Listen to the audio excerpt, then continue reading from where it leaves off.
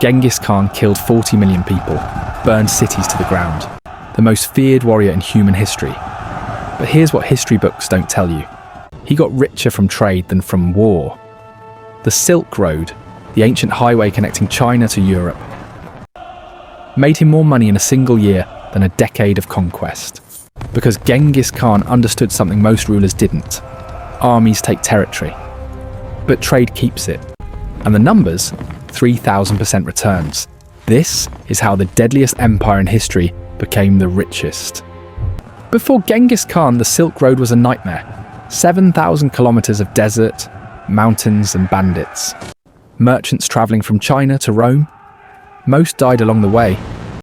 The ones who survived, they came back insanely rich. Why? Because silk, this one fabric, was worth more than gold. In China, £1 cost $100 to produce. In Rome, that same pound sold for $3,000, 3,000% markup. But the journey was suicide. Local warlords taxing every mile, bandits slaughtering caravans, zero security. The profit was there, but nobody could capture it, until one man changed everything. 1206, Genghis Khan unites the Mongol tribes, and everyone expects more bloodshed. Instead, he does something genius. He secures the Silk Road. Here's his strategy. Bandits attack a caravan. Mongol army hunts them to extinction. Local warlords demand tolls. Public execution. Travel under the Mongol banner, and you're guaranteed safe passage. For the first time in history, a merchant could travel 7,000 kilometers and not die. The result? Trade exploded. Chinese silk, Persian carpets, Indian spices, Roman gold, all flowing through Mongol territory. And Genghis Khan taking a percentage of everything. But here's the genius part. He didn't just protect trade, he industrialized it. Every 30 kilometers, relay stations, fresh horses, food, armed guards, messages traveled 300 kilometers in a single day.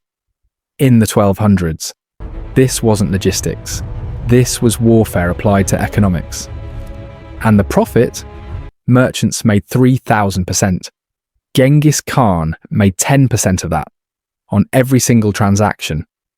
War made him feared, but trade made him unstoppable. But Genghis Khan didn't control the whole system. China did. Because silk wasn't just valuable, it was a secret. How do you make silk? Tiny silkworms, eating mulberry leaves, spinning cocoons. Simple, right? Except China made it punishable by death to reveal that secret. For 3,000 years they protected the monopoly. Genghis Khan could control the roads. But China controlled the supply, and whoever controls the supply owns the world. But here's the dark side.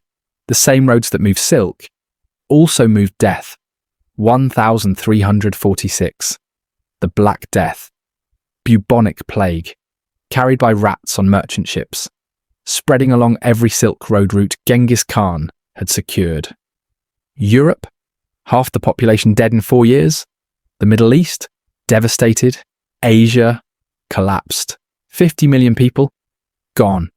The Mongol Empire, built on the world's most connected trade network, became the highway for the deadliest pandemic in history.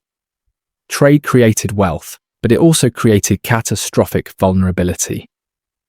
Fast forward to today, we don't have Genghis Khan protecting caravans. We have the US Navy protecting shipping lanes. We don't ship silk on camels. We ship iPhones on container ships. But the economics? Identical. Apple makes phones in China for $400, sells for $1,200. Same 3,000% Silk Road markup. Amazon controls logistics like Genghis Khan controlled relay stations. Same empire, different century. And when COVID shut down supply chains, same Black Death vulnerability. Genghis Khan conquered with armies, but he ruled with economics, control the trade routes, secure the supply chain, tax the flow. 800 years later, same game. This is Financial History Chronicles.